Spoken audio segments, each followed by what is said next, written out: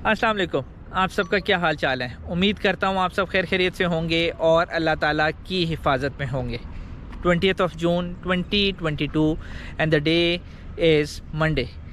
Time के लिहाज से अगर हम बात कर लें तो 5:33 हो चुके हैं। Right now I am in district commercial और आज हम जिस गाड़ी का रिव्यू करने जा रहे हैं that is none other than Honda BRV iVTEC S variant. S variant का मतलब ये है कि top of the line variant है। आज की डेट में होंडा एटलस वालों ने जो बेस वेरिएंट्स हैं BRV के या एक और जो वेरिएंट था उसको डिसकंटिन्यू कर दिया है। आज की डेट में they are only selling top of the line variant that is S. तो चलते हैं और होंडा BRV का रिव्यू करते हैं। उसकी डिटेल्स मैं आपके साथ शेयर करता हूँ।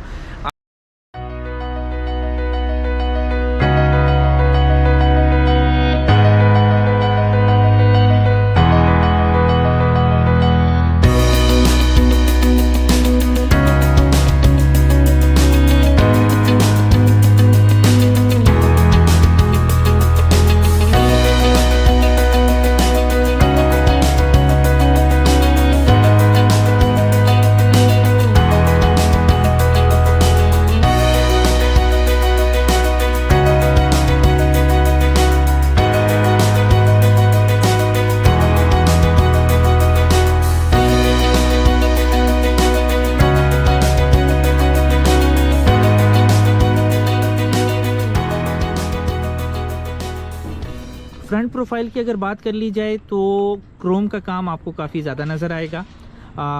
मेन ग्रिल भी आप देख लें, उसके अंदर क्रोम का अच्छा खासा काम हुआ है। सेकंड जहाँ पे आपको क्रोम का काम नज़र आएगा that are the fog lamps. Fog lamps के इर्द गिर्द भी आप देखें उसको प्रॉपर गार्निशिंग क्रोम की दी हुई है।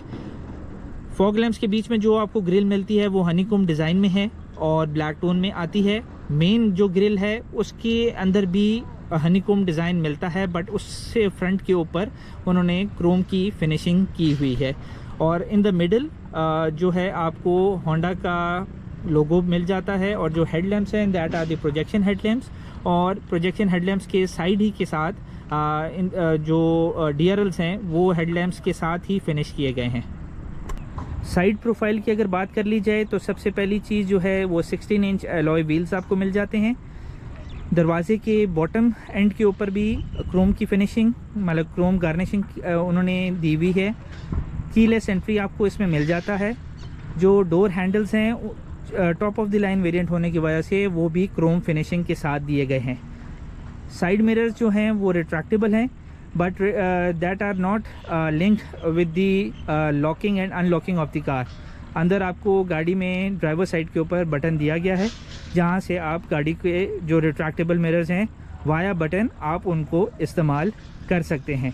दोनों दरवाज़ों के ऊपर देख लें, एक जो लाइन आपको मिलती है वो फ्रंट फेंडर से लेकर या इवन फ्रंट बम्पर से लेकर बैक डोर तक जाती है, और दूसरी जो लाइन है वो बैक बम्पर से लेकर बैक डोर तक जाती है। और एक नीचे एक लाइन उसकी जा रही है जो कि फ्रंट डोर से लेकर बैक डोर तक जाती है। और ये जो ब्लैक कलर की जो बेल्ट आपको थ्रू एंड थ्रू मिलेगी ये top of the line variant होने की वजह से ये चारों तरफ आपको ये जो ब्लैक ये बेल्ट है ये आपको नज़र आएगी। साइड प्रोफाइल पे आपको एक और चीज़ जो नज़र आएगी वो सनवाइजर्स हैं जो कि बाय डिफ़ॉल्ट कंपनी की तरफ से लगे हुए आते हैं। और यहीं से साइड प्रोफाइल को देखते हुए जो रूफ प्रोफाइल है उसको देखेंगे तो दो तरह के ग्रिपर्स आपको दोनों एंड के ऊपर नज़र आएंगे जैसा कि आप देख सकते हैं। अगर फॉर एग्जांपल आप लॉन्ग रूट पे जा रहे हों तो एक और आप अपना स्टोरेज जो है वो ऊपर कनेक्ट कर सकते हैं और अपना सामान वगैरह रख सकते हैं। और एक और चीज़ जो पाकिस्तान का मशहूर व मारूफ है that is shark fin antenna. Back profile की अगर बात की जाए तो स्टार्टिंग फ्रॉम द टॉप आपको वाटर नोजल मिल जाएगा और रेयर वाइपर मिल जाएगा ताकि जो पिछला ग्लास है उसको साफ़ किया जा सके। उसके नीचे वाइपर के नीचे आप देखते हैं तो आपको अगेन क्रोम गार्निशिंग मिल जाएगी। और अगर टेल लाइट्स की बात करते हैं तो ये LED टेल लाइट्स आपको मिलती हैं। उसके नीचे अगर आप आ जाएं तो होंडा जो बैजिंग है वो 3 तरह की आपको मिलेगी। बीच में आपको होंडा की बैजिंग मिल जाएगी, लेफ़्ट के ऊपर BRV और राइट के ऊपर iVTEC एस वेरिएंट की बैजिंग मिल जाएगी।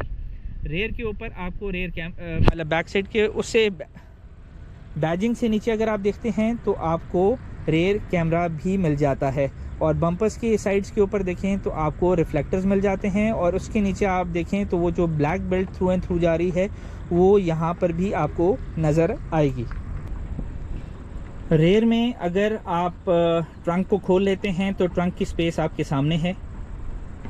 यहाँ पे आप तकरीबन अपने 2 मीडियम साइज़ जो लगेज है वो आप यहाँ पर आराम से रख सकते हैं।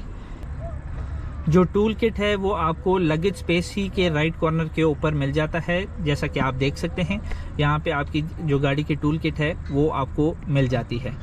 मेरे लिहाज से ये 70-30 रेशो की सीट्स बनती हैं, बट कई लोग इसको 60-40 रेशो की सीट्स भी कहते हैं, जिसका दूसरा मतलब ये है कि 2 एडल्ट्स पिछली सीट्स के ऊपर, जो ड्राइवर सीट्स की बैक साइड के ऊपर है, बहुत आराम के साथ बैठ सकते हैं। बट जो तीसरा बंदा होगा उसको बैठने में दिक्कत होगी। मेरी हाइट 5'8", 5'9" है और अगर मैं बैक सीट पे बैठा हूँ तो आप देख सकते हैं कि मेरे पास सिटिंग स्पेस काफ़ी है, मतलब जो लेग स्पेस है वो मुझे अच्छी खासी मिल जाती है। बैक साइड के मिडिल कंसोल के बीच में आपको 2 USB पोर्ट्स मिल जाती हैं, जैसा कि आप देख सकते हैं। और बैक प्रोफाइल के लिहाज से अगर हम बात करें तो पीछे जो 6 या 4 बंदों ने बैठना है तो उनके लिए 3 वेंट्स और हैं AC के और हीटर के, जो कि 3 टोन के ऊपर चलते हैं, 1, 2 and 3।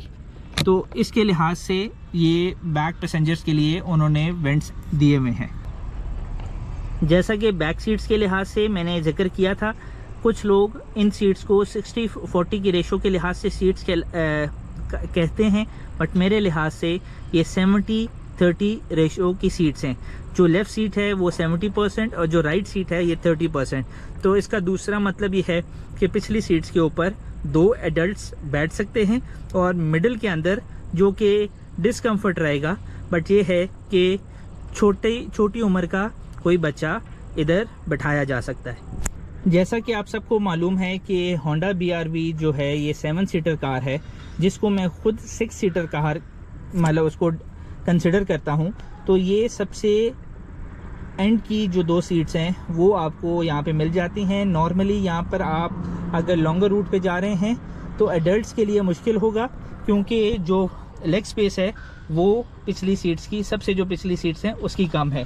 So for that reason अगर फैमिली बड़ी है तो आप बच्चों को सबसे आखिरी सीट्स के ऊपर बिठा सकते हैं। एक और चीज़ जो एंड के ऊपर भी आपको नज़र आएगी और उससे अगली सीट्स के ऊपर भी नज़र आएगी और इवन ड्राइवर साइड पे भी नज़र आएगी, दैट इज़ कि सीट बेल्ट्स 6 की 6 सीट्स के लिहाज से गाड़ी में अवेलेबल हैं। स्पीकर जो हैं वो आप पिछली सीट्स के लिहाज से भी आपको मिल जाते हैं।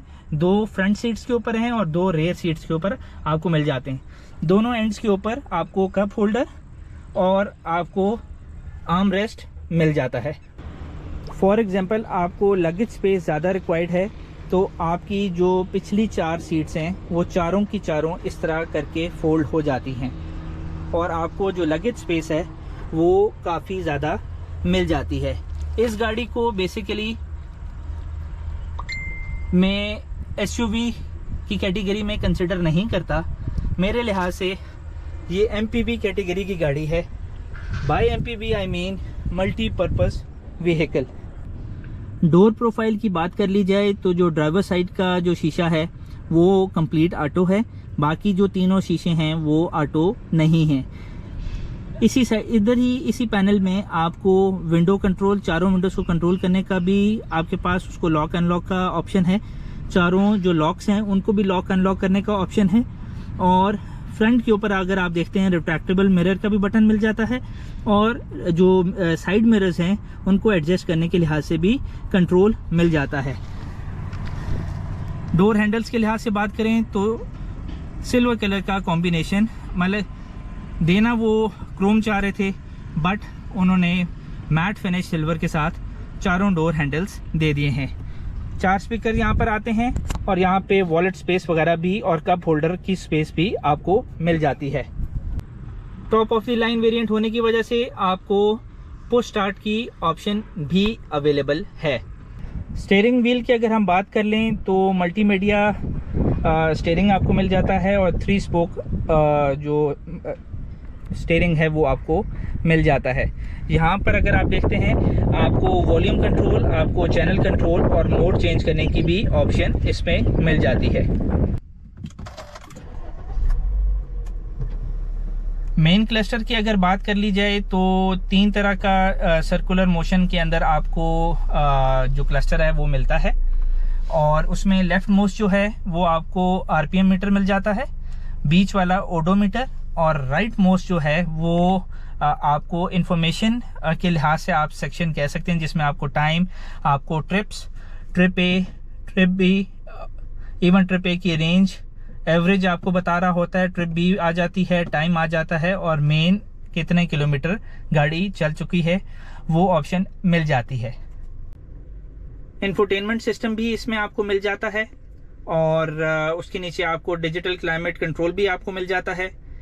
और इसमें ये है कि जो इसका इंफोटेनमेंट सिस्टम है अ बिट लैगी है, इसमें लैग आपको आता है, टच जो है इतने मज़े का नहीं है, 1-2 सेकंड का डिले आता है और उसके बाद जाके आपका इंफोटेनमेंट चलता है। तो अगर इसमें अपग्रेडेशन हो जाती, इससे बेहतर सॉफ्टवेयर के साथ या पैनल आ जाता तो ज़्यादा अच्छा था।